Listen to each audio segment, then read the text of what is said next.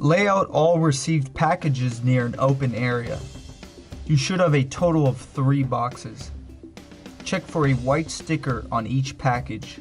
This sticker will show a box number along with item details. Let's start with unpackaging each box. Box number 1 contains 1 phone mount, 1 CPU backplate, a SMARTfit envelope of instruction manuals, 1 CPU, 1 power cord, 3 strike noodles, 1 2-pound air-filled medicine ball, and 2 small plastic bags of tools to adjust the CPU backplate. Box number 2 contains a SMARTfit mini panel. Place the panel inside one of the cardboard pieces in the same way it was received. Remove items from box number 3. Place all items onto an area that will eliminate the chance of damaging the floor. In this video, we used a moving blanket. This box contains a right and left post, a lower and upper support piece, 2 panel railing, and a small box of tools.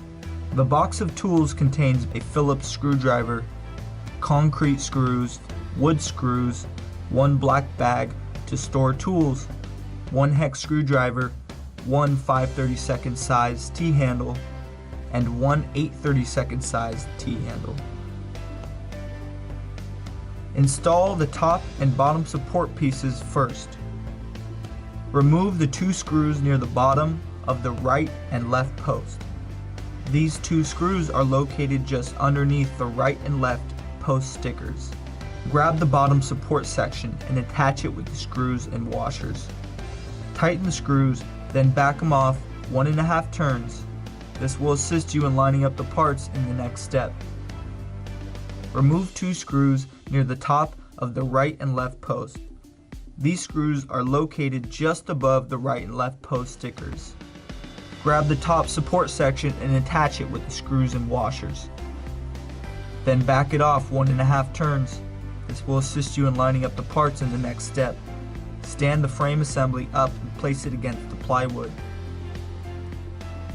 Make sure a second or third person is helping during this step. Use a leveling tool to make sure all sides of the frame assembly are straight and even. Mark 3 holes with a pen or pencil on the right and left post. There should be a total of 6 holes. Place the frame assembly back on the floor. Use our wood drill bit to pre-drill a hole into the marked areas.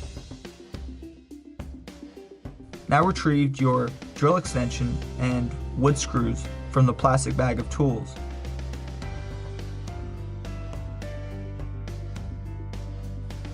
Before drilling in your screws, make sure to use a level to confirm that the frame is straight. Secure the frame assembly by attaching the wood screws through all 6 holes of the frame.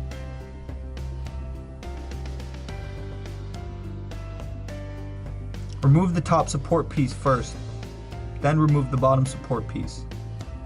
Before you install the mini panel, loosen the 8 remaining linear shaft screws on each side of the frame assembly. There should be a grand total of 16 linear shaft screws, including the additional 8 screws that were attaching the top and bottom support pieces to the right and left posts. Retrieve the mini panel and lay it flat near the frame assembly. Make sure the end of the mini panel and the wire casing coming out of it lay furthest away from the frame assembly. Then retrieve one of the linear shafts and carefully place them through one side of the linear bearings. The shaft should stick out precisely 2 inches from the bottom of the mini panel. Make sure to use measuring tape to confirm the shaft is sticking out 2 inches from the panel.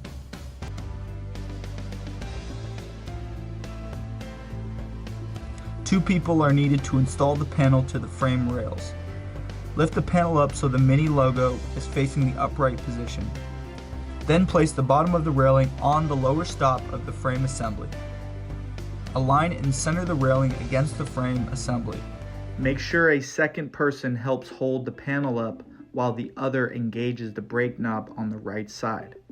Position the panel near its lowest point to make the next steps easier.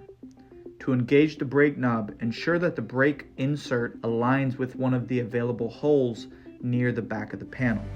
Then attach the top 4 screws through the railing and onto the right and left post.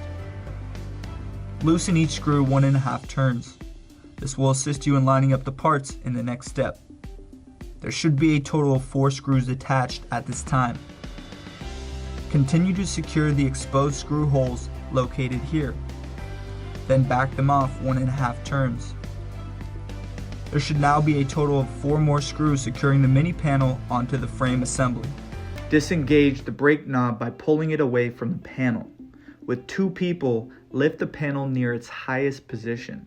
Then re-engage the brake knob by inserting it into one of the available holes on the back of the panel. Make sure the bottom of the railing remains aligned with the center of the frame assembly. Secure the remaining 8 screws through the shaft, then back them off 1.5 turns. Retrieve the hex screwdriver. Remove both screws at the bottom of the mini panel. Locate the spring hub attached to the right and left post.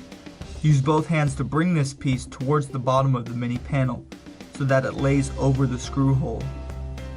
Use one hand to secure the spring hub while you secure the spring hub with the screw that we removed earlier. Repeat this process on the second spring hub. Slide the panel up and down the shafts. This will align the shafts well. Tighten all 16 linear shaft screws that we loosened earlier. Remove the 2 screws on the left side of the frame. Retrieve the CPU backplate and attach it to the frame. Now remove the knob from the back of the CPU. Place the CPU on the backplate, then reattach the knob onto the CPU. Retrieve the power cord from box number 1. Attach the power box onto the Velcro on the CPU backplate. Locate the target wire attached to the mini panel. Feed it through the first and second zip tie locations. Do not tighten the zip ties at this time. Feed the wire casing through the third zip tie, then through a small hole on the post. Plug in the target wire to the top insertion point on the CPU. Locate the wire casing around the power cord that is attached to the power hub. Feed both the power cord and target wire casing through both zip tie locations shown here. Continue to feed the power cord through the remaining zip tie along the side of the right post. Plug the power cord into a wall outlet and make sure to clean up any spare wire. In this video, we bundled up the remaining wire with the last zip tie and used conduit wire casing along the wall. Locate the power cord and plug it into your CPU. Bundle up the remaining wire from the power cord and secure it with the last zip tie. Now revisit each zip tie location while making sure they're all tight. Then cut the extra part of the zip tie. Now flip the CPU switch to the on position. Your CPU and targets will light up at this time. If further assistance is needed, please contact our customer service line at 1-800-900-8542. Enter extension 116.